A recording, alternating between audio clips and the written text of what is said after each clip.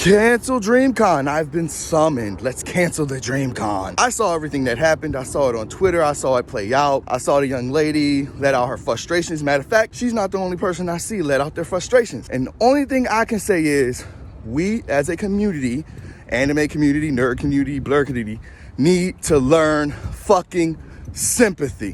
Why? I run a wrestling business. Now, in October, I plan on bringing Myron Reed. I plan on bringing Trisha Dora back to DC.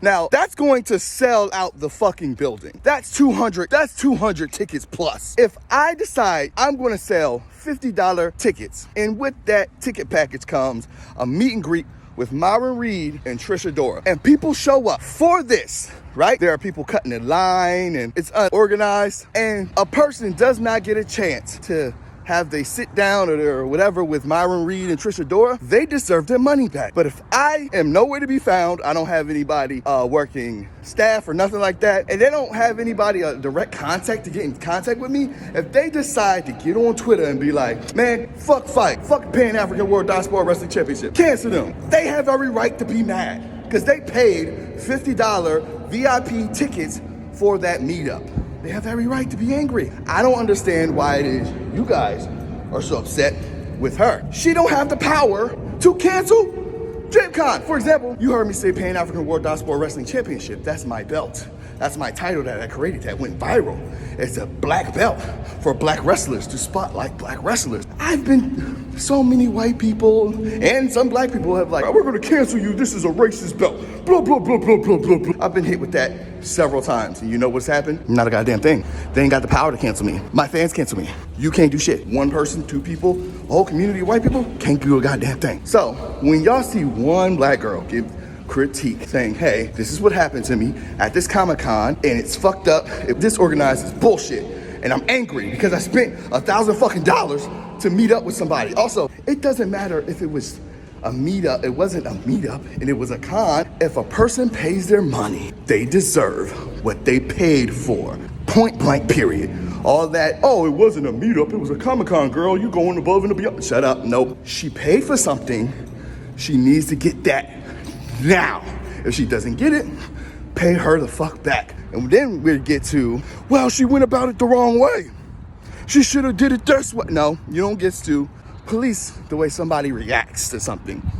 I've been around long enough, most of us been around long enough, that we've paid for something very expensive, and when we got something that was underwhelming, or it didn't happen, or it wasn't as advertised, we contacted the business and said, hey, I want my fucking money back.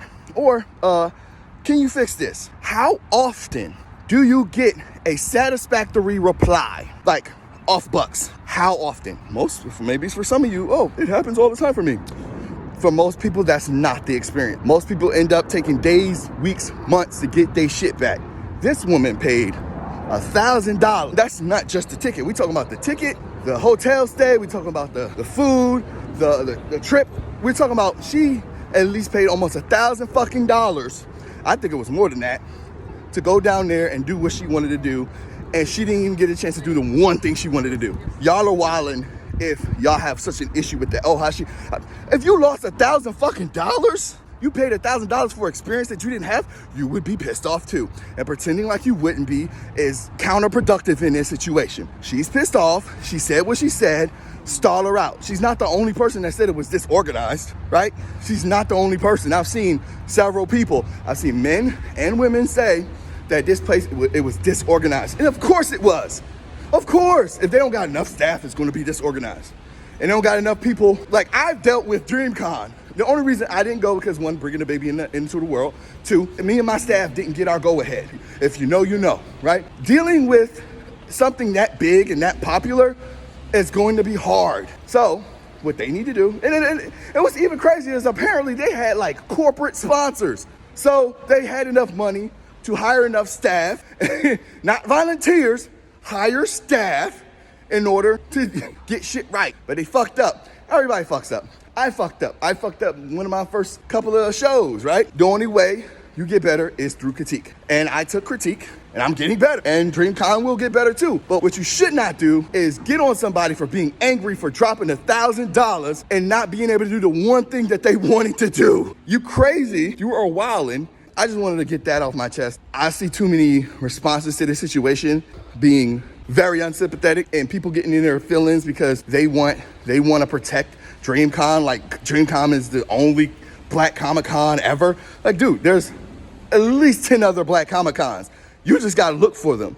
This is just the most popular one. Unsheath Dreamcon's manhood from your gullet and have some fucking sympathy. This is wild.